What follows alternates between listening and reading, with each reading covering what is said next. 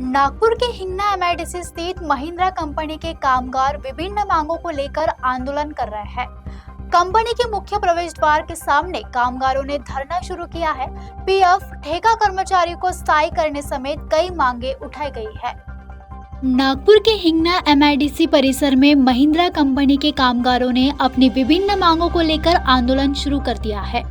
Company के मुख्य प्रवेश द्वार के सामने बड़ी संख्या में कामगार एकत्रित हुए हैं और धरने पर बैठ गए हैं। आंदोलनकारी कर्मचारियों का आरोप है कि कंपनी प्रशासन की ओर से उनके महत्वपूर्ण सवालों और समस्याओं पर लगातार ध्यान नहीं दिया जा रहा है। कामगारों ने पीएफ से जुड़े मुद्दों को लेकर हल करने के साथ ही कंपनी में कार्यरत ठेका कर्मचारियों को स्थायी करने की मांग रखी है। अपने अधिकारों के लिए कामगारों ने आंदोलन का रास्ता अपनाया है। उनका कहना है कि जब तक उनकी मांगों पर सकारात्मक निर्णय नहीं लिया जाता तब तक आंदोलन जारी रहेगा। अब कंपनी प्रशासन की ओर से इस मामले में क्या भूमिका अपनाई जाती है, इस पर सभी की नजरें टिकी हुई है। काय मागण्या घेऊन तुम्ही इथे आलेले आहे? काय कशासाठी? सर्वात पहिले तर या कंपनीमध्ये हे जे लोक काम करतात तर यांना ज्या मिळणाऱ्या सुविधा होत्या त्या बंद झाल्या अनेक प्रकारच्या। जसं त्यांना कुपन मिळण्यासारखे प्रकार होता तो बंद झाला। दुसरी गोष्ट, काम करताना त्यांना स्वतःच्या सुट्ट्या स्वतः घेता येत नाही। माझ्याकडे कामगार आहेत अनेक की जे त्यांचे वडील वारले तरी त्याला 10 दिवस सुट्टी द्यायला तयार नाही, म्हणजे लवकर येऊन जा, एवढं कामाचं प्रेशर आहे। तिसरी गोष्ट की 2010 पासून तर आज 2026 पर्यंत या 16 वर्षामध्ये एकही माणूस स्थायी नाही झाला, म्हणजे वर्षभरात काम करणारे लोक चालले गेले।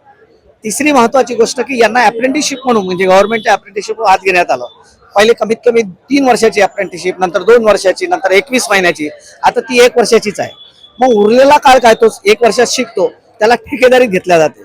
अप्रेंटिसशिपला गव्हर्नमेंटचे नियम असल्यामुळे मिळणारा पगार आणि आता मिळणारा पगार हा कमी होतो, म्हणजे वाढला जात नाही। म्हणजे एकीकडे आता ॲग्रीमेंट झालं, त्यांना प्रोडक्टिव्हिटी वाढली, 20% प्रोडक्टिव्हिटी वाढली। ही प्रोडक्टिव्हिटी यांना काढण्यासाठी प्रेशर, म्हणजे परमनंट माणूस ज्या ठिकाणी काम करतो तिथेच हा काम करतो, त्याचा 17,000 पगार वाढला, याला 1 रुपया वाढला नाही तरी ती प्रोडक्टिव्हिटी द्यायची आहे। आणि ह्या सर्व मुळे हा सर्व असंतोष झाला आणि युनियननी आता आमच्या समोर सांगितलं की मॅनेजमेंट सोबत मीटिंग घेतल्यावर ते आले की मॅनेजमेंटचं म्हणणं आहे की एवढं सर्व एक्सप्लॉयटेशन चालू होतं, बा सुट्ट्या देणं चालू नव्हतं, कुपन देणं चालू नव्हतं, जबरदस्ती केलं, हा मला माहीतच नाही।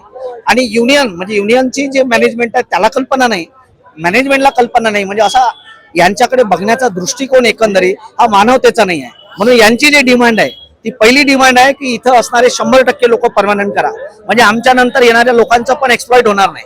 आणि कंपनीची जी प्रगती झालेली आहे ती एका कारखान्यात 2 कारखाने होते, आता आतमध्ये 6-7 प्लांट झाले, बाजूला जागा घेतली, तिथे मोठा मशीन शॉप झाला, तिकडे झाला, इथं मोठ्या प्रमाणात मुली पण काम करायला लागल्या। म्हणजे बाहेर दिसताना असं दिसते की महिंद्रा ही महिलांना काम देणारी। जो हमारी मांगे जो कोई इधर कामगार खड़ा है बाहर, हमारी यही मांगे है, हमारा पीएफ एसआई कटे और हम लोगों को स्थायी करे। इसके लिए आपने पहले कुछ अल्टीमेटम दिया था। तो वहाँ पर आपको क्या क्या बोला था? उसने मार्ग निकालते बोले, अभी तक कुछ मार्ग निकाला नहीं हमारा। अभी कोई डेलीगेशन गया? हाँ गया, अंदर लोग गए बात करने के लिए। हमारी नहीं, आज का पहला दिन है सर्विस मेरा 3-4 साल हो गया। 3-4 साल में कभी पीएफ नहीं कटा? नहीं, आज तक कभी किसी का, हमारा ट्रेनी लड़कियों का कभी पीएफ कटा नहीं। हमारी मांगे ही है, हमारा पीएफ कटे, हमारा एसआई कटे, बस। कामगारों ने प्रशासन से उनकी मांगों पर तत्काल समाधान निकालने की अपील की है।